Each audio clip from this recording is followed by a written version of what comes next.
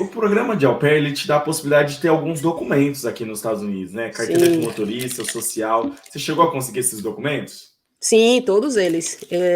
O social, eu consegui logo que eu mudei aqui para os Estados Unidos. E a carteira de motorista também é a mesma coisa. Eu tive a minha. Em Massachusetts eu não tirei a minha, nunca tive a de Massachusetts, na verdade, porque eu não precisaria dirigir lá. Mas quando eu fui para Maryland, eu tirei a minha. E aí, quando eu mudei para Massachusetts de novo, que foi minha quarta família e última, eu pensei na possibilidade de tirar a minha de Massachusetts, mas como eu já estava com a intenção de voltar para Maryland, né, lá quando eu terminar meu programa de intercâmbio, eu quero ficar nos Estados Unidos. Já estava começando a trabalhar nessa ideia de ficar um pouco mais, de estudar e tal. E aí falei, não vou passar pelo processo de tirar outra carteira de motorista.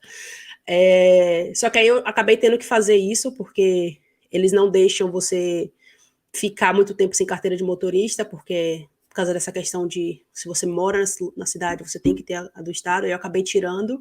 Foi muito rápido até, eu nem lembro direito como foi o processo, porque foi tão rápido que eu nem lembro direito como é que foi. Faz Hoje muito você tempo. já é residente permanente e o seu Isso. Social Security ainda é o mesmo? É o mesmo. É um CPF, né? Basicamente é um CPF daqui do americano. Só que o que muda é que, na verdade, o meu ainda tem a restrição, né? Quando você pega como au pair, você tem um social e nele tem escrito assim: ele é restrito e só pode ser utilizado com documento, né? Documento autorizado pelo DHS, que eu não sei exatamente o nome, né? Como É traduzir. Department of Homeland Security. Isso, é o Departamento de Imigração, basicamente, assim, de pessoas que entram aqui nos Estados Unidos. E aí, o meu social, ele poderia ser utilizado com o J1, né? E depois, agora como você só pode usar ele se você tem um visto que suporte ele, né? Que dê suporte a ele, eu podia usar ele com o J1. E agora, que eu tô com o Green Card, né? Mas como eu tô com o Green Card de 2 anos ainda, ele ainda tem essa informação lá que eu só posso usar com o meu Green Card. Mas aí, uma vez que eu pegar o de 10 anos, aí ele não. Ele me manda sem essa mensagenzinha, porque aí eu já passei pelo período de. Como é que chama? Você sabe melhor do que eu. O período de 2 anos é o. É o Green Card provisório, né? É o provisório, isso, porque é É. o período de teste, né? Que eles estão. Né, para ver Já, se o casamento vai render mesmo, se vai. ela já deu um pequeno spoiler, mas já É vocês vão isso. entender como que foi tudo isso, que ainda tem uma longa etapa pela frente. Aí o Exato. programa de au pair acabou. O que você fez? Você voltou para o Brasil? Você ficou nos Estados Unidos? O que você fez para depois disso daí? Tá. Então, quando eu fui para minha quarta família, isso foi em Massachusetts.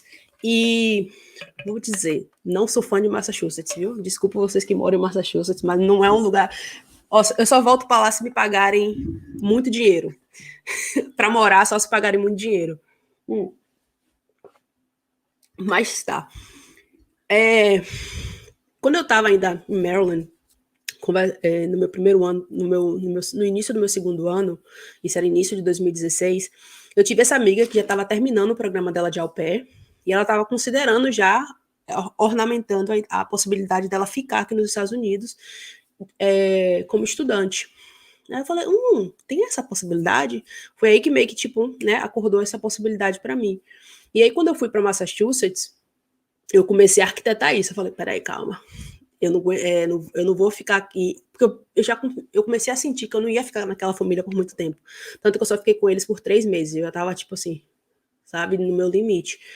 Mas aí, nesse período que eu cheguei lá, eu falei assim: então tá bom, eu vou tentar ficar aqui como estudante. E aí, como é que faz? Aí eu conversei muito com essa amiga minha que já tinha passado pelo processo, já tinha acabado de aplicar. E, né, enfim, ela me explicou todo o processo. E aí eu decidi vir para Califórnia, né? Tinha um crush aqui na época, levou para Califórnia, né? Tinha vindo aqui na Califórnia em julho, mais ou menos, de 2016. Eu me apaixonei pela Califórnia, tipo, minha Bahia nos Estados Unidos, eu vou. E aí fiz todo o processo, né? De procurar uma escola. Minha amiga já tinha me dado, como minha amiga já tinha feito todo esse processo, ela me dava as dicas, tem essa escola, tem isso aqui, não sei o quê. E aí eu apliquei para a LSI, né, que é a escola de inglês aqui de Orange County. Como Mas comecei a. funciona? Como Hã? funciona esse processo? Você tem que Tá, buscar as escolas, aí elas emitem algum documento? Como que é, assim, para a galera entender? tá. Você me corrige se eu dizer alguma coisa errada, tá? Porque faz muito tempo isso, faz 6 anos isso. É, Até quando eu tenho que falar sobre essas coisas em vídeo, eu tenho que anotar para eu ter certeza que eu estou falando certo, para eu lembrar, né, de detalhes. Mas tá, eu entrei em contato com a primeira, eu tinha que ter certeza que eu tinha um sponsor, alguém que podia me bancar aqui como estudante. E aí foi meu tio. Meu tio tinha condições, tinha o dinheiro para poder ser meu sponsor aqui. Tá, achei o sponsor, achei a escola, procurei a escola, mas, como eu falei, minha amiga já tinha me dado todas as dicas, né, que eu precisava. Entrei em contato com a escola, e o legal dessa escola da USI é que eles falam, tem gente lá que fala português, né? Então eu conversei direto com a coordenadora da época, e ela me passou todas as informações. Ó, você precisa desses documentos, você precisa desses extratos, você precisa dos seus papéis como au pair, você precisa.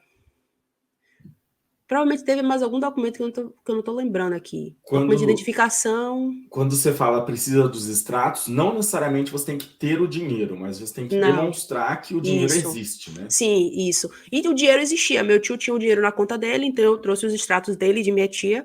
Eu botei até os dois, nem precisava, mas eu botei os dois só para, tipo, não ter. Minha preocupação não era nem a escola, era a imigração.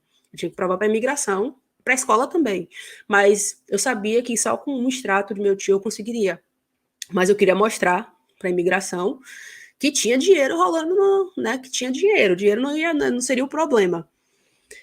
E aí sim, aí tinha que demonstrar para a escola que eu podia, né, pagar com esses extratos, e aí tinha algumas documentações de meu tio, uma carta, né, que ele tinha que preencher, dizendo que ele seria meu sponsor, aí alguns documentos de identificação, se eu não me engano, alguma coisa relacionada. Eu não lembro todos os documentos que eles me pediram agora, mas é isso, toda vez que vocês quiserem ir atrás de um visto de estudante, você vai entrar em contato com a escola, é o primeiro passo, a escola vai te passar toda a documentação que você precisa. Porque pode ser que uma escola te peça um documento que outra escola não peça. Então, existe essa diferenciação, assim.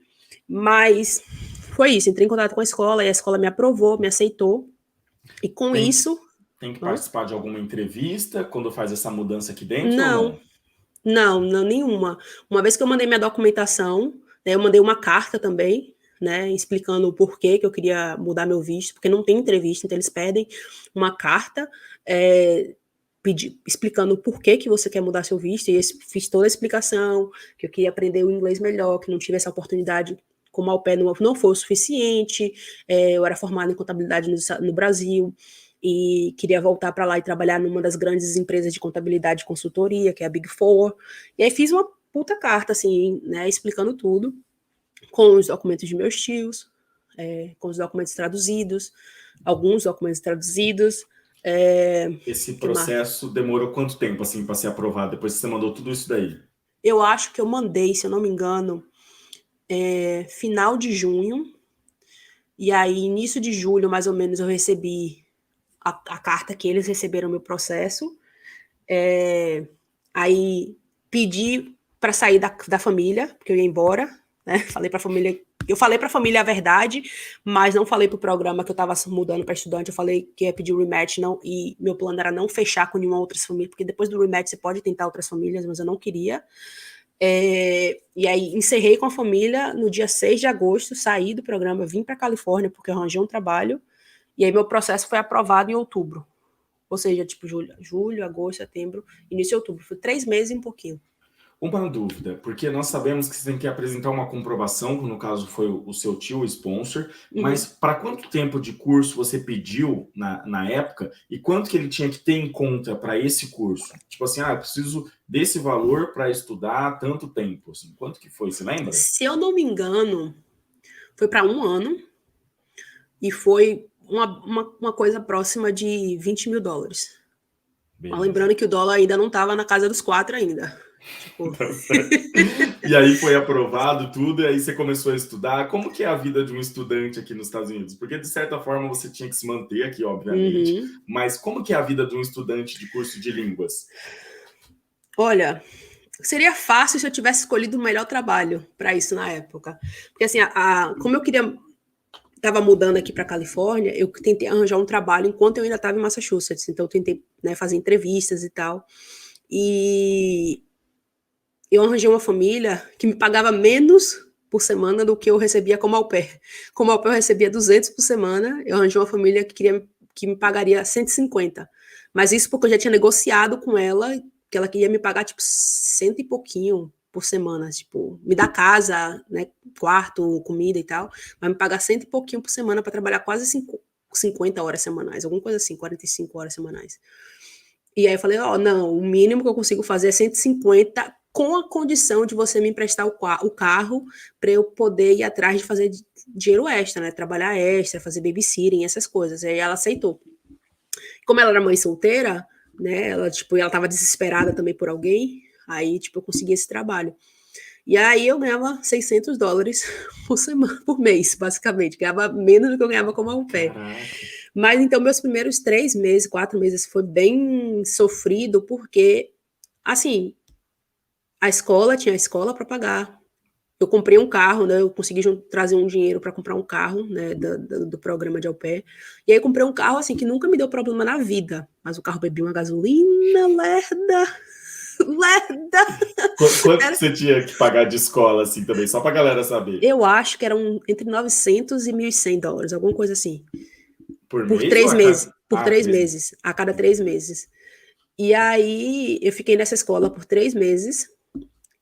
E, né, esse carro que me consumia muita gasolina, só fazendo 600 e talvez um pouquinho, porque eu consegui uma família para fazer babysitting na época. Então, eu arranjei umas duas famílias na época, então eu conseguia fazer um dinheirinho extra, bem pouco ainda, mas nada significativo, mas bem pouco. Então, eu vivia muito no cartão de crédito, assim. Era a minha época tipo, mais desorganizada, assim, financeiramente falando. Então, eu vivia no aperto, financeiramente falando.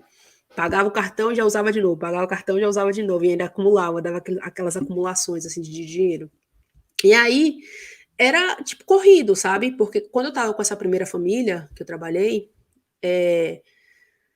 eu trabalhava com eles de manhã, sei lá, 7, 8 horas da manhã, 7 horas da manhã até umas 5 da tarde, e aí eu levava o molequinho para o trabalho da mãe, porque eu tinha um trânsito de Mission Viejo, de Rancho Santa Margarita, né, que é aqui em Mission Viejo, nessa área, até Placentia, que era tipo 26 milhas, 27 milhas, isso é o quê?